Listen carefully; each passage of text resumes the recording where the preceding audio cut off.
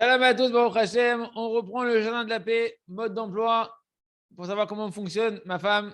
Donc, on est arrivé, Baruch Hashem, on a vu que la femme, une loi essentielle qu'on a vue du mariage, de la paix conjugale, c'est que la reproche, la critique à la femme est interdite.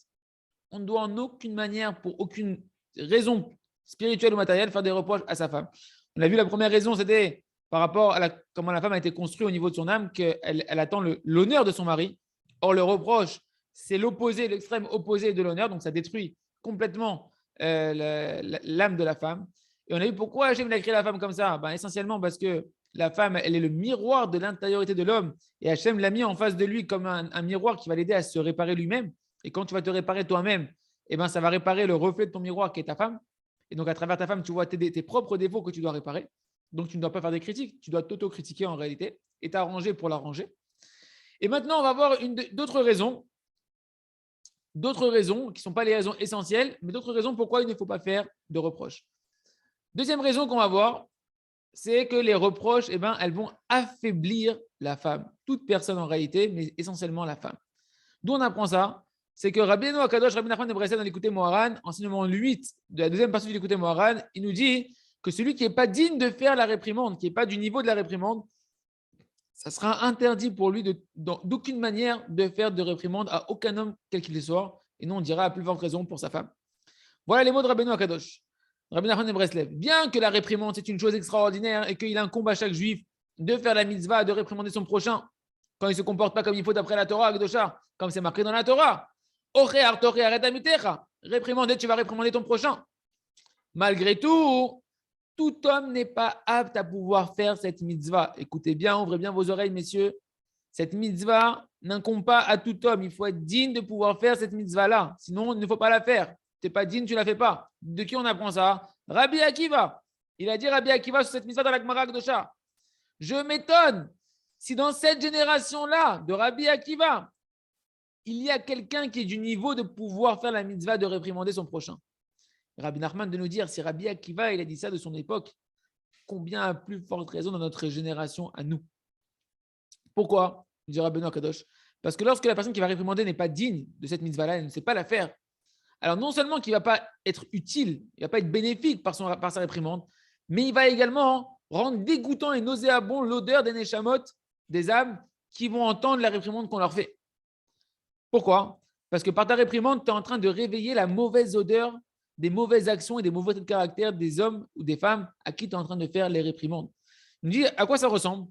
Ça ressemble à un objet qui a une mauvaise odeur, un objet dégoûtant. Imagine une couche d'un enfant avec des selles là-bas. Ça sent pas bon. Tant que tu la bouges pas, tu sens pas trop la mauvaise odeur. On la ressent pas trop la mauvaise odeur. Mais dès que tu commences à secouer cet objet qui a une mauvaise odeur, tu sens les vapeurs nauséabondes qui commencent à s'élever et que tu ressens. Eh ben, il dit c'est pareil la réprimande. C'est pareil la réprimande pour celui qui n'est pas digne de réprimander quand il fait sa reproche. Tu es en train de faire quoi? Tu es en train de secouer et de réveiller par ta réprimande les mauvaises odeurs des mauvaises actions, des mauvais caractères de ton ami, de la personne à qui tu es en train de réprimander. Et donc, tu es en train de leur rendre dégoûtant. La personne, elle sent que tu la secoues par ta réprimande et elle sent les mauvaises odeurs qui sortent d'elle-même, les mauvaises odeurs dégoûtantes de ses mauvaises actions. Et à cause de ça, il me dit Rabbi Nachman, tu es en train d'affaiblir leur âme. Toi, tu ne vois pas, mais tu as un tzaddik qui voit les âmes, qui te dit, Rabbi Nachman de Breslev, tu affaiblis son âme à ce moment-là et toute l'abondance de tous les mondes spirituels qui dépendent de cette âme-là et toutes les âmes du âme Israël qui dépendent de cette âme-là, elles sont affaiblies aussi par cette réprimande-là. Il dit pourquoi? Parce que l'essentiel de la force que la Neshama, elle va prendre, un des endroits où la Neshama, elle va prendre du plaisir, eh ben, c'est de l'odeur. L'odorat n'a pas été endommagé par la faute de Damarishon. Comme c'est marqué dans la Gemara Akdosha, d'où est-ce qu'on sait qu'on peut faire une bracha sur les bonnes odeurs? Dans ma Sechet Brachot, page 43, c'est la question qui est posée là-bas. On nous dit du verset qui nous dit Kol ha-neshama ta'alelia, chaque âme, elle va te louer Hachem. Neshama, c'est quoi? C'est quoi la Neshama? Que sur l'âme, elle va te louer Hachem. C'est quoi la chose que la Neshama, elle profite et qu'elle peut en louer à Kadosh Baruch Hu? Qu'est-ce qu'elle profite de son corps? Eh bien, c'est l'odeur. La Neshama, elle profite de l'odeur. Donc, tu peux faire une bracha sur les bonnes odeurs. Donc, Rabbi Nachman, il me dit ça pourquoi? Pourquoi il me dit ça?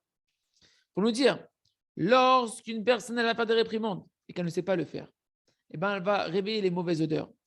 Et donc, ça va affaiblir la neshama qui profite de l'odeur. que toute son énergie, elle apprend des bonnes odeurs. Et automatiquement, toute l'abondance de tous les mondes qui dépendent de cette Neshama-là, comme elle est affaiblie, toute l'abondance des mondes, elle va être affaiblie.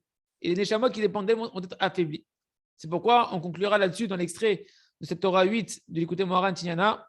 Il dit Rabbi Nachman, mais lorsqu'une personne, par contre, est du niveau de la réprimande, est digne de faire de la réprimande, alors au contraire, sa réprimande va être bénéfique et elle va donner une bonne odeur aux Neshamot, elle va renforcer les Neshamot et tous les mondes qui dépendent d'elle et toutes les âmes qui dépendent d'elle par sa réprimande. Parce que, et écoutez bien, il dit parce que la réprimande, elle doit être de la dimension de la réprimande de Moshe Rabbeinu. Il faut être du niveau de Moshe Rabbeinu, de la grandeur de Moshe Rabbeinu, dans la sagesse de la réprimande de Moshe Rabbeinu, pour pouvoir, par sa réprimande, éveiller les Neshamot, les renforcer, non pas les affaiblir. Moshe Rabbeinu, les réprimandes, il les a fait juste avant de mourir avec des allusions. Comprenez le niveau de quoi on parle. Et donc, il dit, le Rav Arush, fin de citation de l'écouter Moharan, de ce Mahamar-là, de l'écouter Moharan, on apprend qu'il faut être un homme d'un niveau extraordinairement élevé pour que ta réprimande, elle va être bénéfique et qu'elle va aider un homme à aller dans le bon chemin. Parce que si jamais tu n'es pas de ce niveau-là, eh ben, tes paroles elles vont avoir l'extrême opposé comme résultat de ce que tu avais recherché. Tu vas rendre dégoûtant l'odeur de ses actions, tu vas affaiblir son âme et tu vas l'éloigner du bien qui est en lui. Tu n'es plus en train d'identifier au bien de sa Neshama, tu es en train de l'identifier, de pointer le mal de son Yetzer Hara et lui va s'identifier à son Yetzer Hara et non plus à sa Neshama.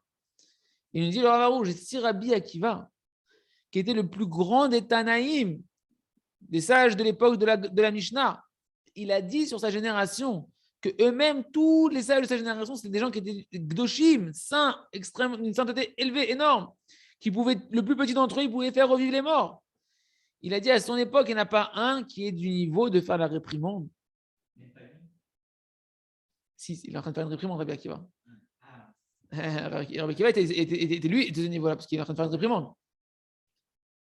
Alors, il dit Rabbi Nachman, 2000 ans après, que dans sa génération, à lui, il y avait aussi des malachim, des élèves du Baal Shem Tov.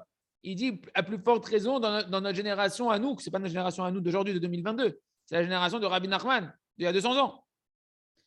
La conclusion qui s'impose à nous, les amis, c'est que si Rabbi Akiva, il a dit dans sa génération, que Rabbi Nachman, il dit à plus forte raison dans sa génération à lui, alors nous, dans notre génération à nous, en 2022, on doit dire des milliers de fois, à plus forte raison, que nous, dans la génération, il n'y a plus personne qui peut faire une réprimande. Et certainement pas toi ni moi. Parce que celui qui va faire la réprimande, il va se tromper. Il est en train de faire une erreur qui va lui coûter cher à lui et à la personne en face à qui il est en train de réprimander.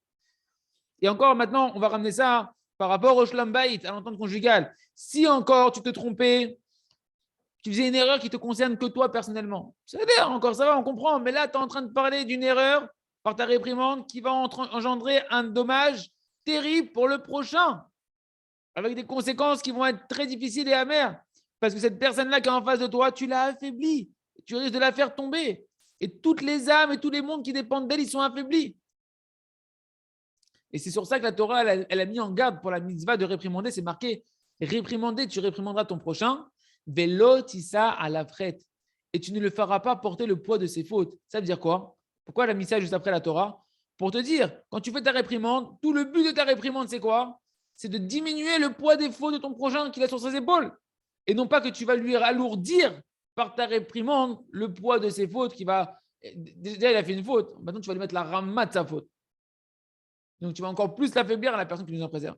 Parce que la réalité, elle montre que la plupart des gens, 99% des gens, quand tu lui fais une réprimande, tu l'affaiblis, tu le brises. Et qu'est-ce que tu te dis au fond de toi quand tu te prends une réprimande la plupart du temps? Tu t'identifies au mal. Comment je vais pouvoir me réparer? Comment je vais pouvoir m'arranger? Les gens, ils se désespèrent de pouvoir s'arranger. Ils perdent l'espoir de s'améliorer eux-mêmes. Et ils tombent du bon chemin complètement en disant, ça y est, j'ai plus d'espoir de m'arranger. Je ne peux plus espérer en Hachem de m'arranger. Il se trouve donc que celui qui est en train de faire une réprimande, il est en train de causer un dommage terrible à la personne qui est en face de lui. Et non, il ne va pas obtenir l'effet bénéfique qu'il aurait aimé par sa réprimande. Et même le Chazanish, Gdol Hador de la génération passée, le Chazanish, Zatzal, il a écrit que dans notre génération, on ne sait plus faire des réprimandes et qu'on doit aller qu'avec le chemin de l'amour. Aimer les créatures et les rapprocher de la Torah. aime-les, ne cherche pas à voir le mal qui est en eux. Et tout ça, c'est marqué. Tout ce qu'on est en train de dire maintenant, les amis, ça concerne quoi? Un homme et son prochain en général. Combien à plus forte raison quand on parle maintenant de ta propre femme, que ta femme, elle nécessite énormément d'attention et d'honneur, comme on a expliqué, et que toute sa vitalité, elle dépend des honneurs que tu vas lui donner, et qu'elle est très sensible à chaque parole qui va sortir de ta bouche, et qu'elle espère recevoir de toi que des paroles de renforcement, de soutien, d'amour et d'affection, une parole gentille. C'est pourquoi, quand tu lui fais une réprimande à ta femme, non seulement quand elle dit que c'est ton miroir, que tu dois t'arranger à toi, etc., mais même si tu as fait une réprimande maintenant, sache, avant de la faire, cette réprimande, que tu vas engendrer par cette réprimande-là, par ces reproches et ces critiques, un dommage terrible qui est inimaginable dans ce que ça va endommager dans la neshama de la femme.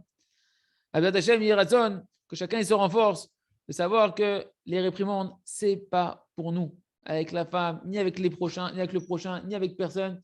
Assour les ochiar, on ne fait pas de réprimande, cherche à t'arranger toi-même et sache que si tu veux réprimander ta femme, tu ne vas pas l'aider, tu vas, Rabbi Nachman a dit, tu vas faire que, je l'affaiblir.